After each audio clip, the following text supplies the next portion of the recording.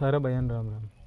तो आज आप ही पक्षियों खातर पानी को प्रबंध करा गर्मी के कारण, क्योंकि गर्मी बहुत ज़्यादा है। तो मकान में भीतर कूलर पंखा चला के सो जा, बट पक्षी बाहर रह जाए ही, इसलिए आप ही पक्षियों खातर पानी को प्रबंध करांगा। तो 1000 कमेंट आ जाएगा तो अभी 100 मटका पानी का आप ही धरांगा, और नहीं आया तो भी अभी धरांगा, कोई बड़ी बात को नहीं। इसमें लाइक और कमेंट आने कोई बड़ी बात को नहीं, बट अभी पक्षियों खातर इस्तेमाल करांगा। तो आगे वीडियो बने रहिए।